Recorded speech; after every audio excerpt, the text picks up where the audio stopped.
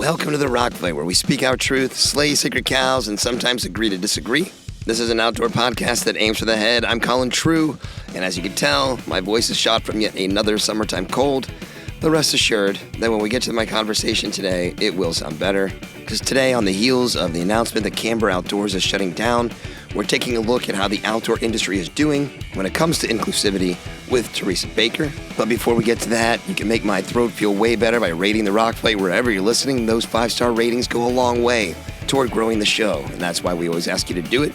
Also, be sure to follow and rate Gear and Beer, the newest addition to the Rock Fight Podcast Network. And now that you've proven your Rock Fight fandom, let's start the show.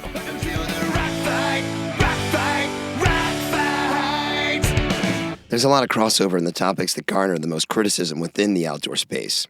Those topics aren't only trade shows and what the hell happened to Outside magazine.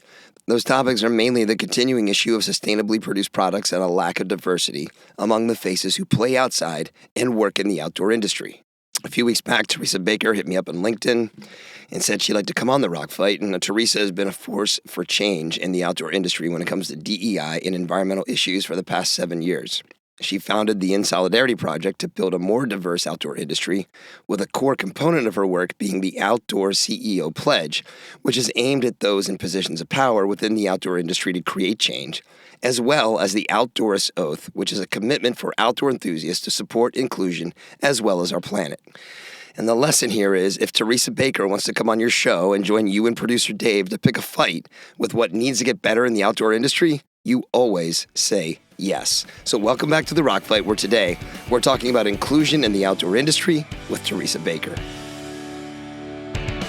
All right, well, we're joined today by Teresa Baker, who's co-founder of the Outdoorist Oath, founder of the In Solidarity Project. She's the creator of the Outdoor CEO Diversity Pledge, a leading voice in the outdoor industry when it comes to improving the challenges we face when it comes to diversity and climate.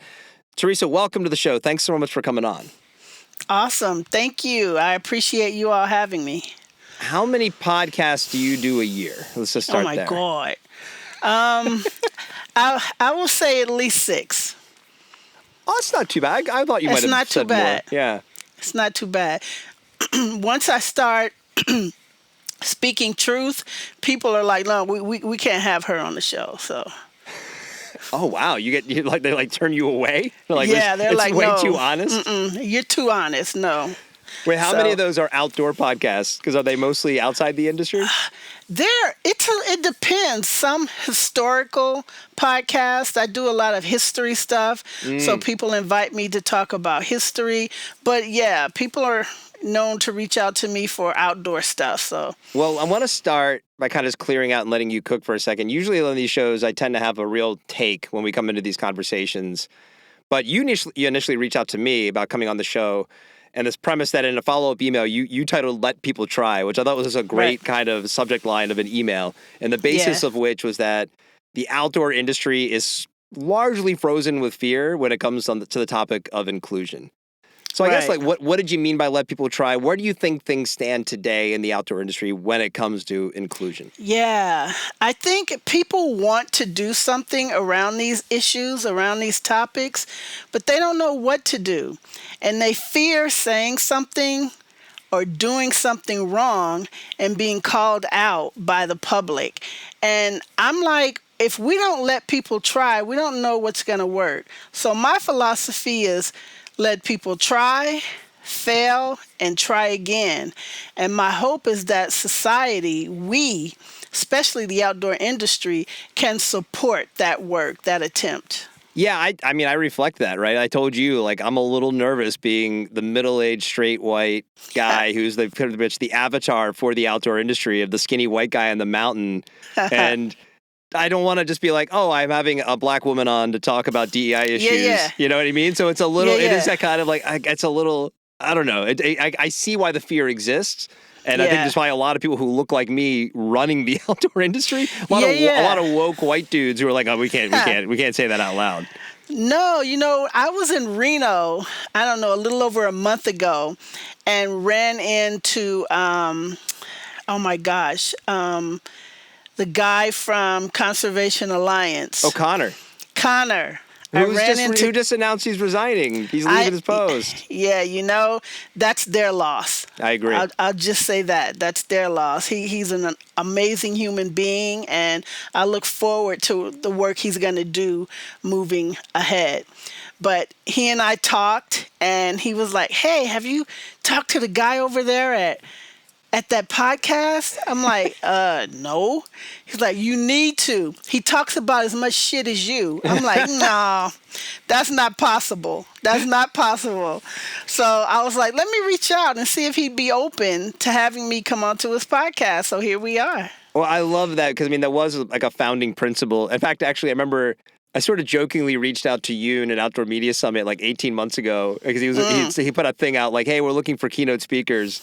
Yeah. And I put the name of my keynote was going to be "Calling Bullshit on the Outdoor Industry." Oh, that's awesome. Love that. I need that in a T-shirt right now. Well, there's just we're so well intended, and everyone's so earnest about the love for why we got it. And I want to kind of talk to you about that too. But it's this thing that becomes it truly is a passion that we all want to do. Right. But then I think that brings up that fear thing. Like, well, then we don't want to be too critical. We don't want to say the thing out loud that we're all kind of thinking. Yeah. And it was a founding pillar of the show of like, hey, how do we, it's not, we can have opinions, but also I'm open to someone calling bullshit on my opinion. Like, come on and tell me that I'm wrong. Right. So I think that's a really important thing to do if you're ever going to move something forward. And if there's two big problems in the industry, it's probably on sustainability and it's on inclusion. So those are two things where we probably do need to get a little loud. Yeah. And I think people are trying. There are people that are trying. But then once they try and it's like, it doesn't feel comfortable, then they pull back. So we have to find a way to support one another in this work, or we're not going to make progress on matters of sustainability, environmental protection, or inclusion, all of which are vital to us being in these outdoor spaces. So we have to keep pushing ahead no matter how difficult it is. So I'm going to go out on a limb and say we're probably we're Gen Xers. Let's just say that. Okay. Is that about right? Let's pretend. Sure. Okay, sure. But, I'm curious of your take on where we are today versus where we were as a black woman coming up in an outdoor space, which I remember being with Darren Josie when we were working together at Polar Tech and joking about being an outdoor retailer. And he's like, "Hey, I saw one other black guy." He was so excited, and it was tough, right? So as you kind of look at things where we are today versus maybe when you started recreating, how do you feel about just kind of level set where we are right now, just broadly speaking? How do you view the industry and the outdoors? I think we have made progress. When I first went to Outdoor Retailer about 7-8 years ago, I was literally shocked. I had been working on these issues of inclusion, but walking into Outdoor Retailer and seeing floors of nothing but white male, white female, I was like, I don't know what to do. And I had people coming up to me and they were like in tears. Other people of color, they were in tears saying, where do we even start? And I didn't have a response. So we just started walking around and talking to people. And I can honestly say that as things stand today in the outdoor industry, it looks a lot different. Mm-hmm. It feels a lot different. So I think we are making progress. That's not to say that we need to stop, because there's work to be done. So when you look at the landscape today, and there was the news this past weekend about Camber Outdoors closing up shop as of next month.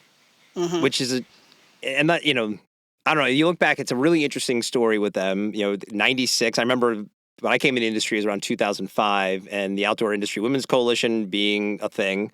They rebranded Camber in 2016. What have organizations like that led to kind of where we are today? What has been the impact of organizations like that? And what do you think the legacy of Camber will be as they close up? Yeah, I want to be mindful and respectful of the history of OIWC and why it started in the first place. Mm-hmm. I think there are amazing kick-ass women in the outdoor industry who need to have an organization like OIWC was. I wish something like that could come back.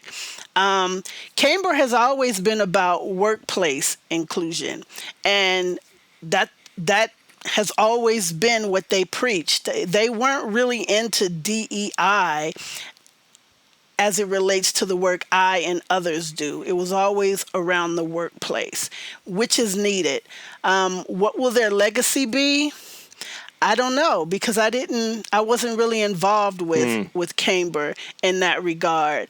Of course, there were some issues, and my hope is that what people remember about Camber and OIWC is that their intentions around women and the workplace were genuine. And I hope that that's the legacy versus any other issues that came up with Camber over the years. Yeah, one thing I thought was interesting, and we mentioned in our episode that went up earlier this week, was their CEO, Tiffany Smith, mentioning the folks that they're looking to pick up the mantle of groups like Outdoor Afro and Latino Outdoors.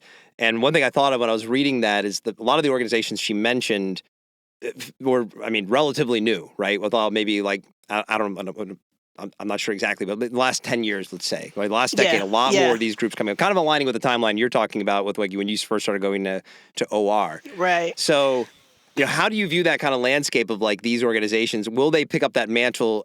Is there a mantle even to pick up, or is that just really the good work has really only been done in the last decade or so? Yeah, I don't think there's a mantle to be picked up. I think the work that's being done is being done genuinely with groups like Latino Outdoors, like individuals, Jenny Brusso, Jose Gonzalez, CJ Golden, Scott Briscoe. I think people are doing this work. But what got me into reaching out to brands and calling the industry in, not out, calling them in, was that I wasn't seeing us in marketing ads. I wasn't seeing us on the covers of outdoor magazines. And that's vital, that if we want to be seen as part of the outdoor industry, we have to be seen. And that's the hope as I move forward in this work, is that people continue to showcase underrepresented communities so that we can be part of the conversations on sustainability and environmental protection. It does seem, it's interesting to look back on like the last just even 4 years, right? A lot of promises made coming out of 2020, right? And the kind of the movement we had coming out of there. A lot of brands, quick to jump on board. Yeah. Instagram posts. Right. I think to exactly what you just said, I do feel like there is more diversity in terms of like how brands are marketing themselves, at least outwardly speaking, in terms of like what you see on websites and in advertising and in, and who they're working with on athletes and influencers and things like that, which good, right? Should have been happening before. It's happening now. But again, I'm guessing behind the scenes, still probably a lot of plaid shirts and white folks working at these brands. And now we're starting to hear about there's been some quiet layoffs and departments eliminated, which, and we talked a little bit about this on the Camber topic on Sunday. It's like, look, there's realities of doing business, and business by all accounts is not terrific right now in the outdoor space. But it doesn't kind of make it worse if you're quietly doing this. You're making a big splash, saying, oh, George Floyd and Breonna Taylor, and like, oh, no, we got to do something. And now it's 4 years later, like, no one's really looking, and we're kind of strapped for cash. So why don't we just sort of not do that anymore? We'll come back to it down the road. I don't know. How do we get, to your point, like, how do we get to the point where we get these brands to say the quiet part out loud? Yeah, I think it's a shitty reality that people will use someone like Mr. George Floyd, who was murdered, as a jumping off point for their work around diversity. Do not post Black Lives Matter posters and comments, and I go look at your leadership and they're all white. Or if I look at your board and they're all white. How does Black Lives Matter relate to me seeing nothing but whiteness? I understand people need help, and I understand retention is something that people have to deal with. But don't bullshit me. Don't bullshit society thinking we don't see you. We see you. And it's not real. I would much rather you say, I don't know what to do and seek help than to do fake stuff like that, trying to make society think that you're cool or you're hip or you're in. Yeah, I would just say to every brand out there, never post again about how you care. Show me. Let's not have the conversation anymore. Show me. And that will speak volume. What's the status of the Outdoors Oath today versus when it kicked off? Like what is the engagement with brands on that for you? It's still there. Chris and I wanted to do 5 years. Chris Perkins, right? Chris Perkins. From the Outdoor Rec Roundtable? Right. Former Rock Fight guest. Just want to put it out there. Good guy. Oh, cool. Go, Chris. Yeah. Cool. 5 years was last year. So we made it to 5 years with the pledge. It's still in place. The brands that are a part of it, I think it's at 183. They're still listed. We've removed people over the years, didn't make a big deal about it. But you can't point to the pledge and say, see, I care. We signed the pledge. No, if you're not doing the work, you were removed. But there are some amazing companies like Brooks Running, for instance, that are doing amazing work. And I'm happy for these companies that have remained committed over the years. Granite Gear with Rob and David, two kick-ass individuals, come from a small company, but they have done more for the work around diversity than any brand, hands down. And people don't realize that, but they are amazing. The brands that have stayed committed, amazing. And I'm happy that Chris and I were able to pull this off for 5 years. Is there a correlation between who you see the most engage and who their ownership is, right? Because you think about, I go on and on about, the big corporate, like publicly traded companies that own a lot of our, legacy brands. And, hey, good for you for getting the payday, but also like now you've moved from a passion-driven, we want to enable people to get outdoors. I came up with an idea and started a brand on it to now it is, you're just the same as any other big company. Yeah. And values are much easier to compromise when it's a boardroom decision versus, well, this is my company and this is what I believe in. And to your point about Granite, like that makes sense, right? So do you see a correlation there between the smaller, more, engaged brands and then the, not to call people out, but the Columbias, the VFs, the bigger, big owner brands?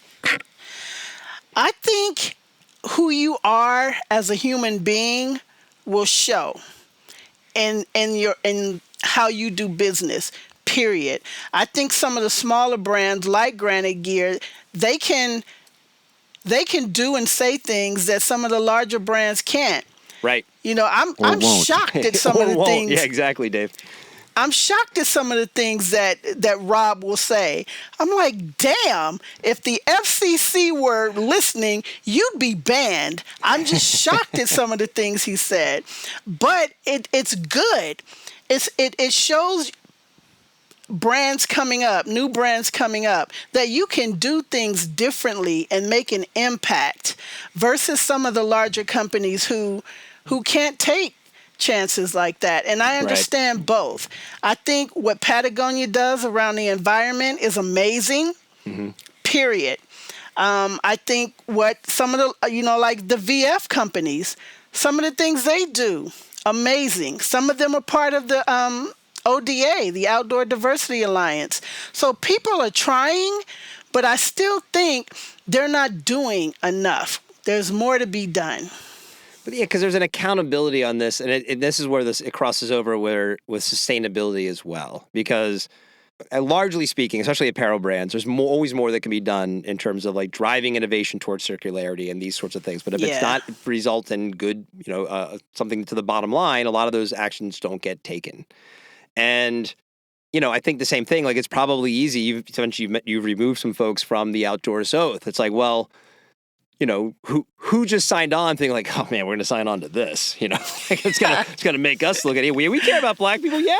Put our name on the list, and so what's the accountability? Because you can't rely on consumers. You can't rely, it's not enough, right? It's sort of like, how do you call people? How do we shine a light to make sure that the good work continues to happen the way we want it to happen? Yeah, and I think that's important. I think it's important that we speak to the companies that are doing amazing work, because a lot of people look to the outdoor industry who aren't in the outdoor industry. There's work that needs to be done, and I think that some of these brands, we as the public, we need to help these brands feel it's okay to speak up. We're heading into, we're in the political season right now. Yeah. And there's a lot of stuff that will be said. But I think brands that are willing to do the right thing and lose customers, knowing that they're going to lose customers, I think we should uplift them and support them so that we can show up and coming people that it's okay to have a conscience, to do the right thing, to speak to humanity and make money. That's cool. But I think like Ben and Jerry, they've I don't even know who the hell's leading that group, but they saying do anything.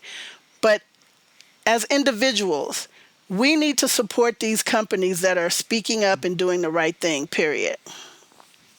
Not to be cynical though, but I feel like, who is that though? Who are the brands that are actually saying and doing the right thing? I'd like to even peel it back just from the brands. What we're getting at is this fundamental disconnect that we feel with the industry itself, right? The industry was founded by these people that you're talking about, these individuals and these brands.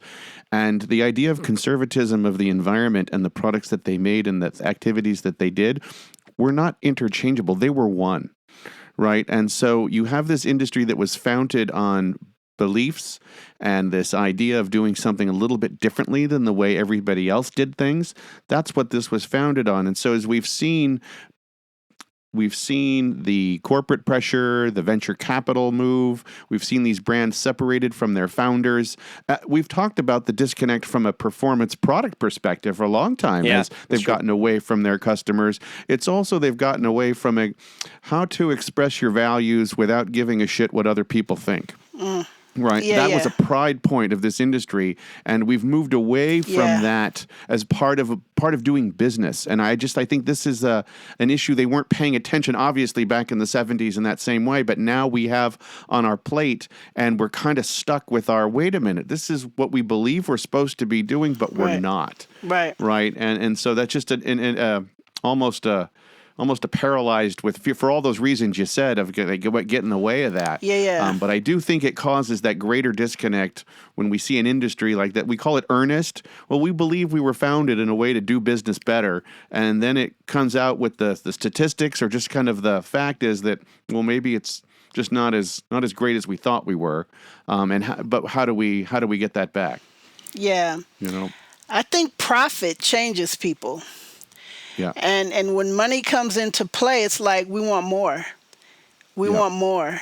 It's like all this shit they create every month. I see a new product comes out. I'm like, do we really need another fucking backpack? Do we really need another pair of hiking shoes? Do we really? And that bugs me. It to no end. I'm like, stop talking about sustainability because it's not showing that you care. But I Words can't out pretend. of my mouth. I can't pretend that I've been around forever in the outdoor industry and I know how companies started and their foundations. But I know that a lot of it is we don't want people to hate us. We want to sell more stuff than brand X. So we're not going to say too many things to piss people off. So if we could just give people that power back to speak their truth and support that with our dollars, I think we can have a better outdoor industry. And I think this industry right now is so splintered. And I want to find a way to bring it back because we can't be so divided that we don't give a shit about what this group is doing. It's just about us. We need to find a way to unite the outdoor industry, period. Where do you think that starts? Like, if blank check, blank slate, whatever. How would you start that process? Like, what would you do if you're now the czar of the outdoors? You're just a new appointed office by future President Harris. then where do you start? By bringing people together. We can't have a conversation without it ending in me hating you because you don't agree with me. And it's not just an outdoor industry thing, it's a society thing. As humans, we can't stand people who don't share the same opinion as us. And we are ready to fight to the death to defend our opinion, even if we're wrong, and we've been proven to be wrong. We will fight to the death. Right. So we need to find a way to get people in the room with differences and talk through this. We are human beings, period. We're that before we are outdoorist. We have to be human. And our young people are watching us. Your kids and your grandkids, they're watching. They're watching what you do, and they're watching what you say. That's the legacy that you will leave to them. So we need to say, look, we have differences, but I'm willing to come sit in this room and talk with you. Like this podcast. I'm sure we don't share all the same values. And that's cool, but I'm going to respect you as a human being. And that is the beginning of everything, is respect. And if we can do that, the OR show and OIA, they've, gone their separate ways. So there are opportunities right now. Yeah, absolutely. What can we do differently to bring people together? That's your responsibility. That's Kent's responsibility, my responsibility. We all play a role in doing better. Yeah, the event thing's an interesting one, and we've talked a lot about events over the last month or so, and I think for good reason. One, and people, like, if you want to get upset about talking about it, like, to me, it's the topic that comes up the most anytime I'm talking to anybody in the outdoor industry. It's like, did you go to the show? Did you go to that show? What should we do? That kind of thing. And the one conclusion I came to about one reason why OR ended up with so many problems is because there was never a consensus about what to do. They do these surveys afterwards, and there was never a consensus about what people wanted, and they tried to make everybody happy, and that just led to more and more problems. And one reason why I feel like the summer OR show was successful this year was because they stripped it way back and made it all about the retail experience. I also think, so that's great. That gives it a purpose. I've been pretty critical about Outside Magazine or Outside Inc. on this show, and I think it's been deserved in a lot of cases. I will say I will always give them credit, though. It sounds like at least the musical fest portion of the Outside Festival was really well received. Mm-hmm. And I think, to your point, that just showed, like, here's a gathering point. Now, but also it makes me nervous because they don't make a lot of good decisions, I feel like, over at Outside. And I think they're going to grow the wrong parts. Like, hey, just focus on the one thing that really worked. I'm curious what they're going to do. Yeah. And so I think you're right. I think the gathering piece of it is a huge opportunity.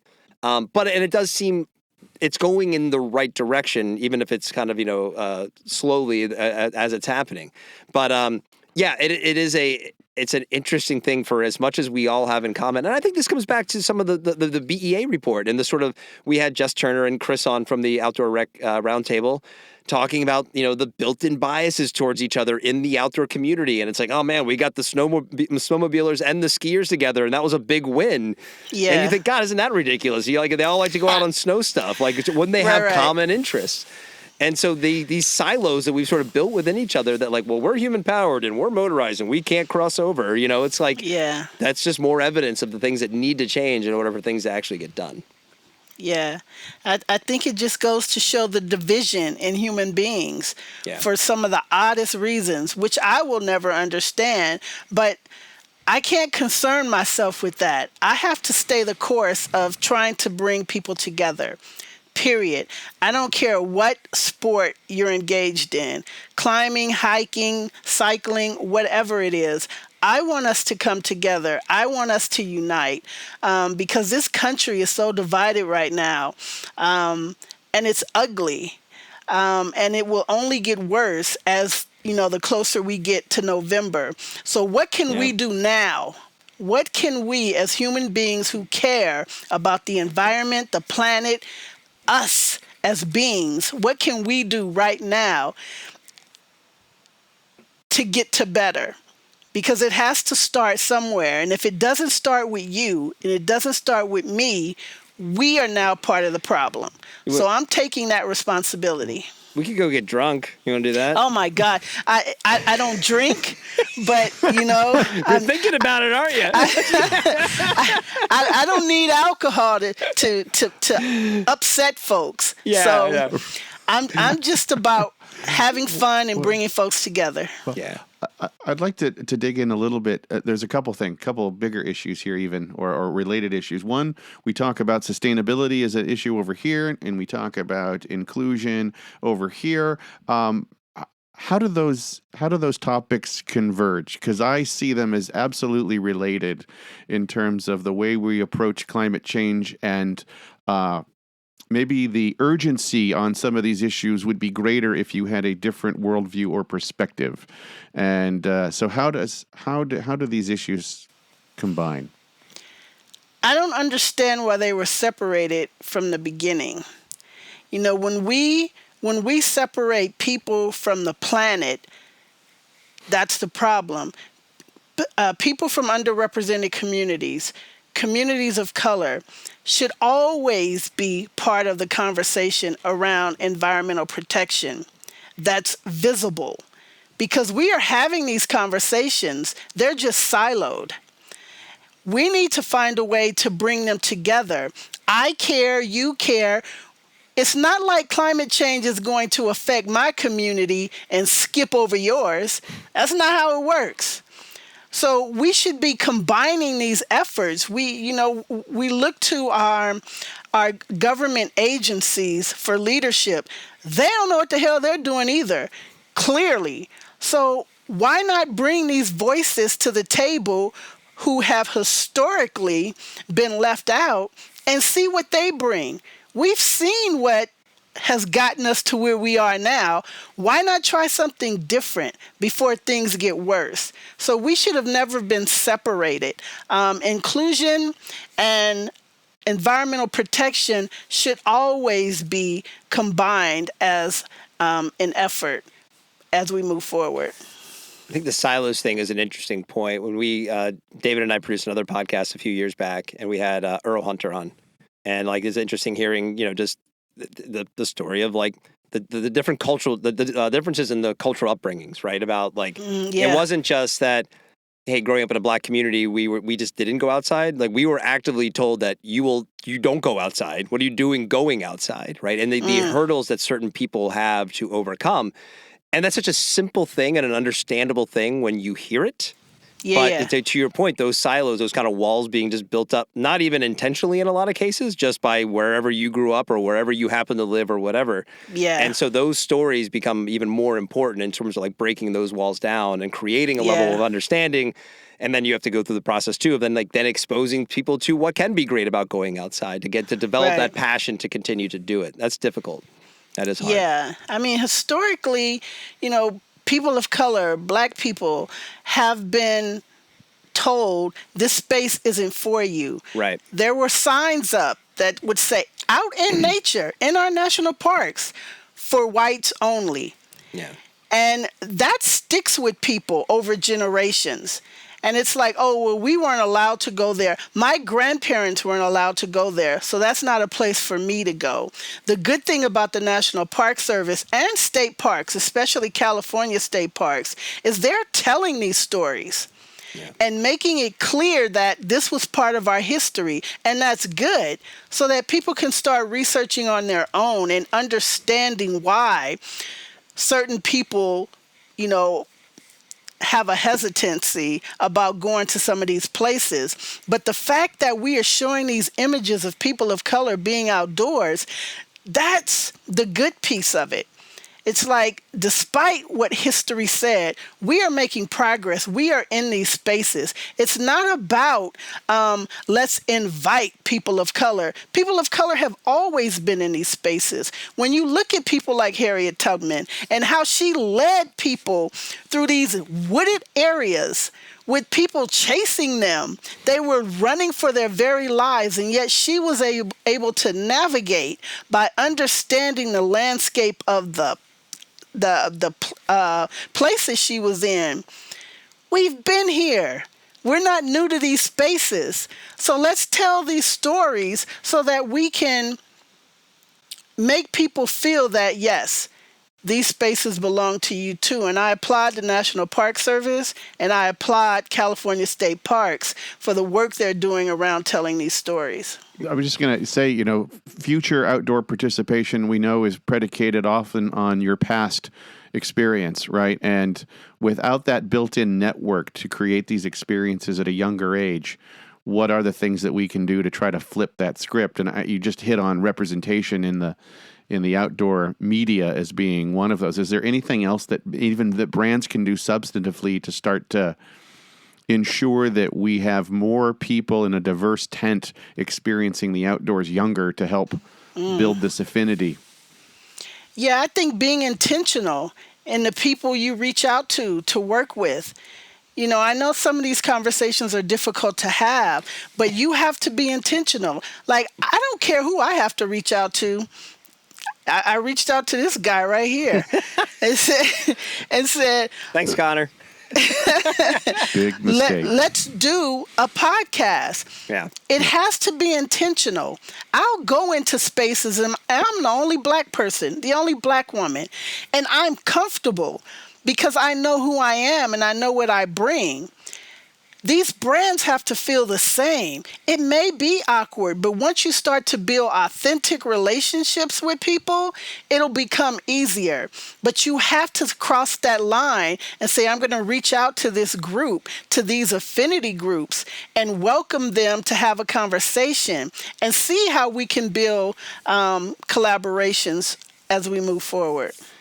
So what's your kind of reply to brands that are going to be afraid of the performative accusations, or like you said, doing it wrong? Is the answer just buck up and deal with it and move through it? I mean, it's a natural part of this process. You have to.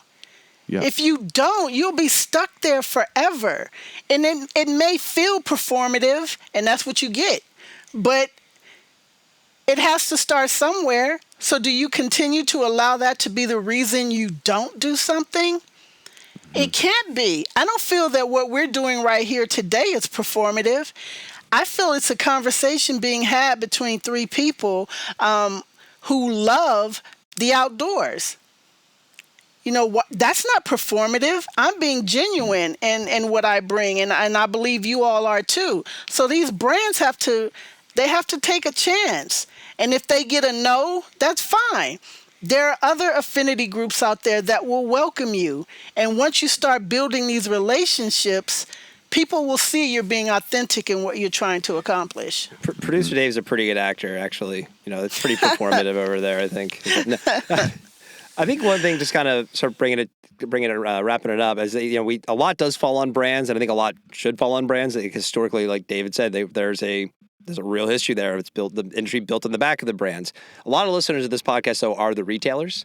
We have a huge contingent of outdoor, especially retailers, that listen to this show.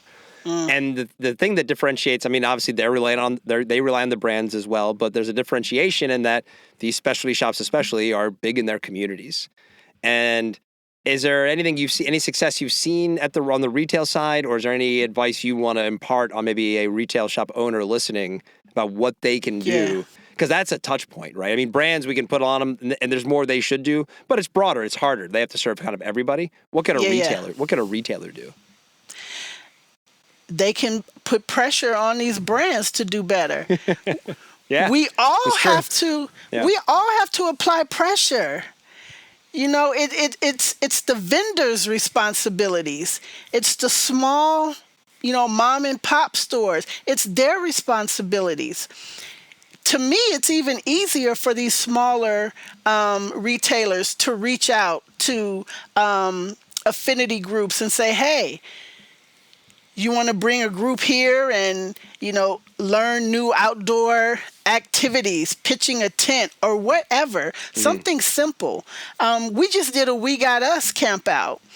And we were intentional this year, for the first year, not inviting any brands. And it was amazing to hear people talk about why they want to come to these gatherings. And it wasn't because of the brands. So I think that retailers like Public Lands, they're smaller, but they're coming up.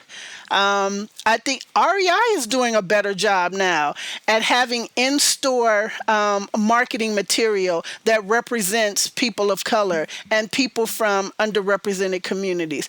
I think the work is happening, and we need to highlight that so people can see it's happening. And that gives other people the okay to do it as well. So to kind of bring it to a close, what is it that you have going on in your world between either the Oath or the In Solidarity Project? Like what are the things that you're working on actively right now that kind of on all of these topics? I'm just trying to find a niche right now with what's happening with OIA moving away from Emerald. That's opportunities. So I'm trying to reach out to these people and say, hey, what can we collaborate on? Now that there's a niche, now that you all are throwing your hands up saying we don't know what to do, I'm trying to find a way to bring these people together because I don't have all the answers. I'm going to talk mess, period, on various topics, but I want to bring people together under the In Solidarity Project, under ODA, whatever vehicle I have to use to help unite this outdoor industry. That's what I'm going to do. So Teresa Con is coming up. So we're going to do. That's it. Well, brands, anyone listening? Teresa's open for business. Let's get going here. Let's get this rolling. Teresa, you have an open seat. Anytime you want to come back on, you just let me know. And, so you said the wrong thing. Yeah.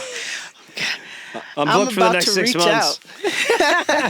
I'm about to reach out to some people and be like, hey, I found us a home to get on and talk mess. It's called Rock Fight for a reason. Let's lob some rocks. I know. All right. Let's really get to it. Thanks for coming on. Really appreciate it. Awesome. Thank you so much. All right, that's the show for today. Big thanks to my guest, Teresa Baker. You can find her work at InSolidarityProject.com and OutdoorsOath.org. The Rock Fight is a production of Rock Fight LLC. Our producer today was David Karstad. Art direction by Sarah Gensert. I'm Colin True. Thanks for listening. And here to relieve my raspy voice is Chris DeMakes with his own raspy voice. He's going to sing the Rock Fight fight song right now. We'll see you next time, Rock Fighters. Rock Fight, Rock Fight.